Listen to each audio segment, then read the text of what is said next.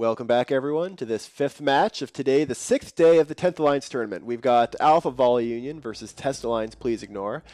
Test, who didn't do very well in the prelims, but really surprised us yesterday with a great showing. Alpha Volley, who've been kind of middling through much of the tournament. And we've got two interesting setups. A fairly standard team from Test and something a bit more out of the box for Alpha Volley. Why don't you tell us about the team skill, too? Well, so I'd rather talk about Alpha Volley Union because they're kind of weird. They brought 2 Nighthawks, 3 Drakes. We haven't seen either of those ships at all in this tournament so far, I don't think. Maybe a Drake or two in qualifiers, but that's very unusual. And then Basilisk, kind of standard support except for maybe that Crucifier. And then Test brought Slipners, which is pretty straightforward. 1 Cyclone, Scimitar.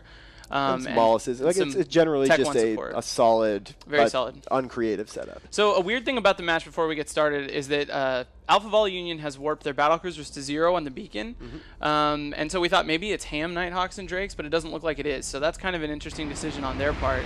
Test warp to range, so it'll take a second before their battlecruisers are able to apply damage. And that second is basically done. Yeah. They have moved in right on top of the AVU ships and are already right there. Actually, they're moving past them towards the Basilisk. Yep, they're going to go straight for the Basilisk. And actually, this could be a big drawback for the Nighthawks and Drakes. They probably won't have webs to keep those guys from getting near that logistics. Which, that being said, the Scimitar, like these ships can do enough damage at range with the heavy missiles that the Scimitar just can't get away. So Taco Rice is taking damage already. Yeah. However, once all these command ships get on top of the Bassi, which it looks like they have, we're going to see it drop fast too. So it looks like we're going to be seeing a trading of logistic ships very quickly here. That Scimitar, he was not doing well for a second, but it looks like the ASB kicked in, and he's completely recovered between volleys there, whereas now the Basilisk, looking at his range, he's 100, he's right out of the edge of the arena. 100 kilometers out. He's in danger of going out of the arena if he doesn't turn around, but in the meantime, he's out of range of the missiles. Yeah. Oh, he's moved out of the arena. That Scimitar is about to be destroyed. There he goes. Ooh. Taco Rice, who was the hero yesterday, got a boundary violation. And now training frigates. So we're like 1 for 1 on this match so far. Merlin's going down quick for Test.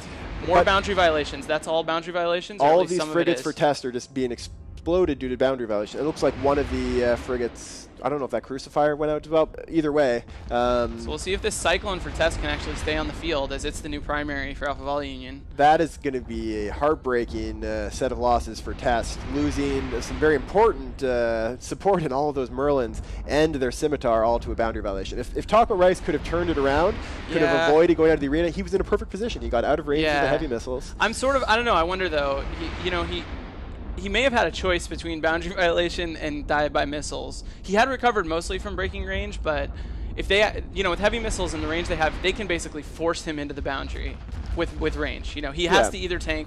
As we see a Saber go down and a Jaguar about to follow for Alpha Volley.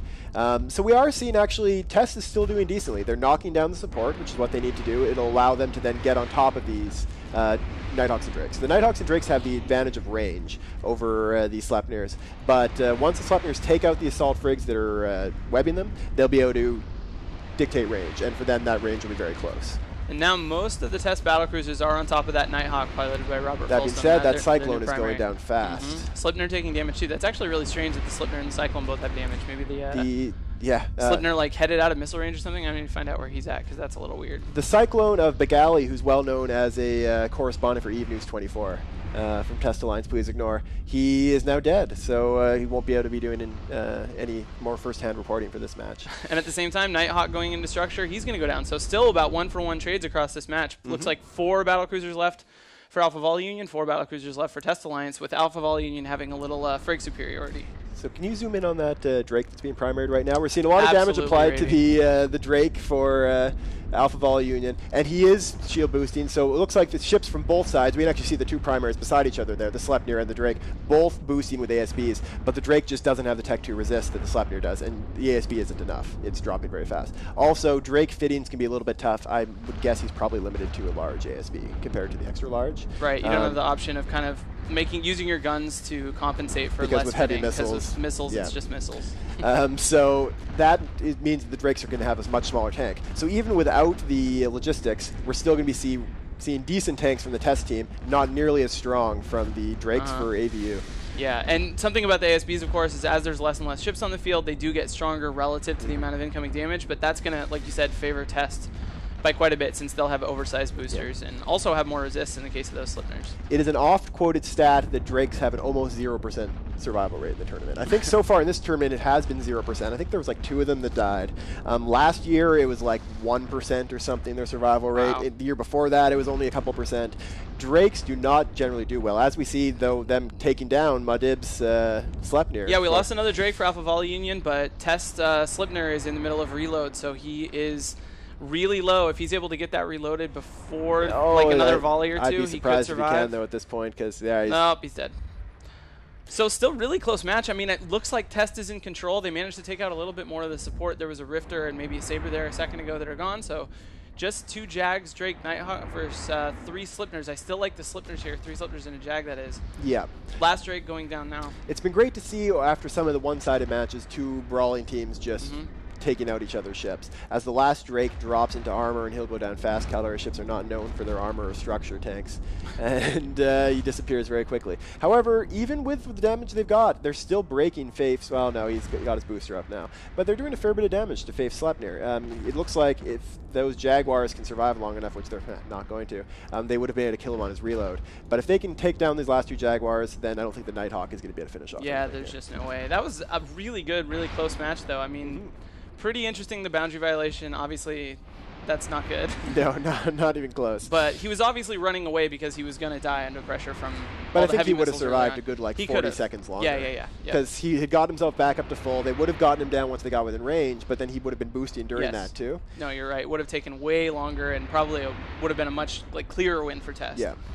But this is going to be a good win for Test. Nighthawks with a bonus to kinetic missile damage, but also a bonus to the explosion radius of their missiles, so they can hit small targets. Not really going to help them against the Sleipnirs, although they're using it to their good effect against the Jaguars.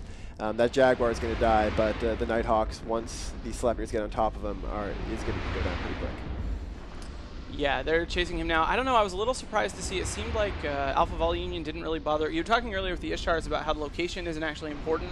Sentry drones DPS, because once you lose your logistics, and the Drakes and Nighthawks should be similar, where they can fan out, put as much distance between each other as possible, so that it takes a long time for the Slipners to get from target to target. And it didn't seem like they really did that. It seemed like everything was kind of right on top of each other at the end of the match there, which is sort of surprising. But yeah, it really does look like these ships didn't spread out as well as they could have. They could have really slowed down the losses they were taking, and all that time would have been used doing damage with those heavy missiles. Right. This match is very much about time, about how long it takes to kill the other team, not whether or not you can.